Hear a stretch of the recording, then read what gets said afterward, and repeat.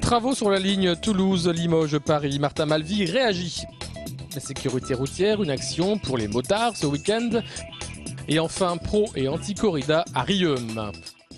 Mais tout d'abord, l'info du jour, c'est cet enfant de 4 ans qui a été repêché ce matin dans le lac de la Rennerie. Il avait échappé hier au soir à la vigilance de ses frères et sœurs préadolescents aux alentours de 22 h. Des travaux sur l'axe ferroviaire Paris-Toulouse, oui, mais pas à n'importe quelles conditions.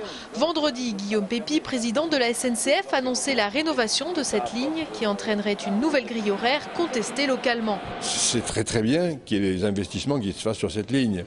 Mais on ne peut pas accepter les conséquences d'une véritable rupture du service public des transports. Que ces travaux débouchent pendant 3 ans et 40 semaines sur des plages horaires de 8 heures sans train en direction de Paris et de 5 heures sans train entre Montauban, Agen et Bordeaux, que la liaison Toulouse-Nantes par Bordeaux soit supprimée et qu'elle parte seulement de Bordeaux, Bordeaux-Nantes, quels que soient les travaux, je leur ai dit que ce n'est pas acceptable. Alors j'ai fait des propositions, d'abord de réduction de ces plages horaires, il faut que les travaux se fassent. Martin Malvy propose également l'accès des trains intercités sans surcoût. Les négociations entre RFF, la SNCF et la région vont se poursuivre pendant les semaines à venir.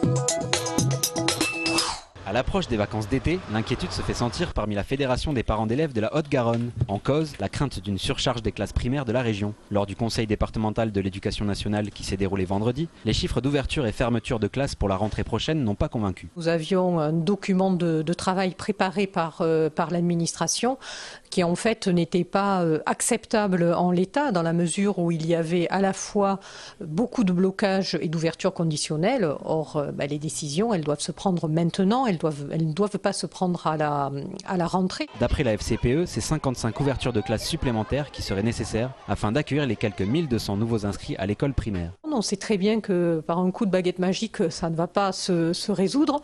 Mais ce que l'on espère justement, c'est de préparer la moins mauvaise rentrée possible.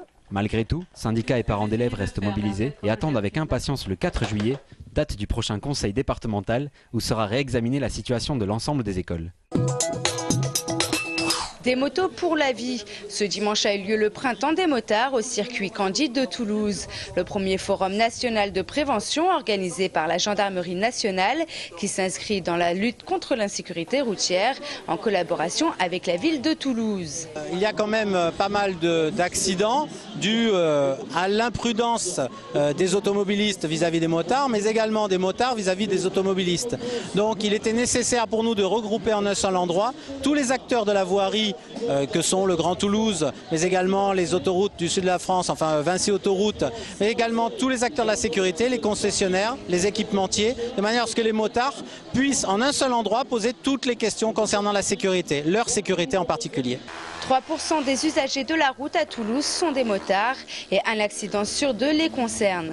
2 simulations ont été réalisées ce jour-là. Objectif, choquer le public pour réaliser l'importance de la sécurité. En 2011, pas moins de 185 personnes ont trouvé la mort sur les routes de la région Midi-Pyrénées. Alors malgré une légère diminution par rapport aux années précédentes, la prévention continue, à commencer par les plus jeunes. 7e jour de grève chez Mobibus. Les employés de l'entreprise de transport en commun pour personnes handicapées réclament une augmentation de leur salaire de 3,7%. Ce matin, la direction a fait des propositions, mais toujours insuffisantes selon les salariés. Ce sont des augmentations sur des primes mensuelles que nous avons. Le salaire de base n'est pas touché et une prime exceptionnelle que nous demandons a été supprimée. La quarantaine de manifestants s'est ensuite rendue à la préfecture pour se faire entendre.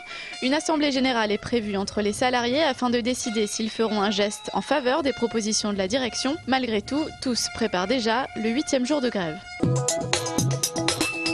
La Halle aux Grains de Toulouse accueillait samedi la célébration des 10 ans de la validation des acquis de l'expérience, la VAE, et la remise des trophées aux candidats 2012. Une validation des acquis permet de faire reconnaître son expérience de minimum 3 ans dans un métier par un diplôme. Et en Midi-Pyrénées, c'est près de 15 000 validations totales, dont les 2/3 ont été obtenues par des femmes. 20 à 25% de nos candidats sont demandeurs d'emploi. Déjà, première typologie. Deuxième typologie, on pourrait parler de candidats qui viennent faire une VAE dans une démarche de promotion sociale. Troisième typologie, nous allons trouver des personnes sur des métiers réglementés, c'est-à-dire l'obligation d'avoir un diplôme pour pouvoir exercer.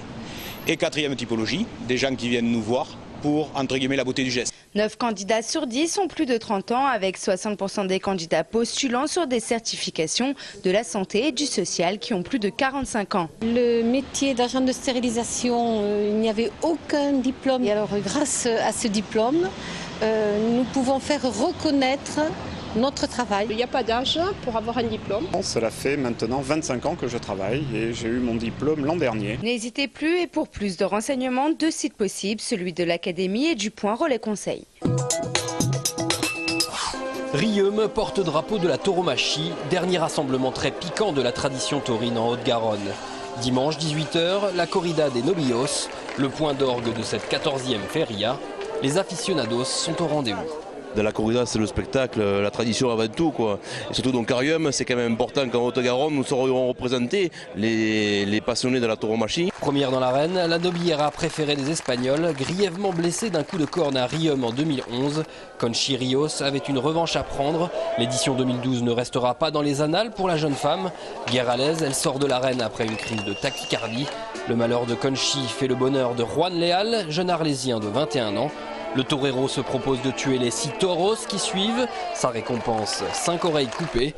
Les images qui vont suivre peuvent choquer, âmes sensibles s'abstenir. La mise à mort approche. Propre, elle fait le bonheur des aficionados, satisfaits. Charmant ce taureau.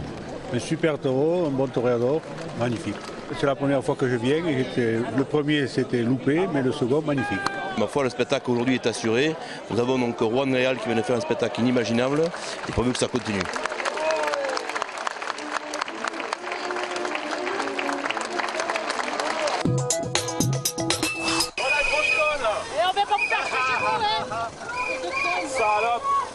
Des insultes qui fusent entre pro et anti-corrida. Les abolitionnistes se disent soutenus par la population française, mais aussi espagnole et latino-américaine.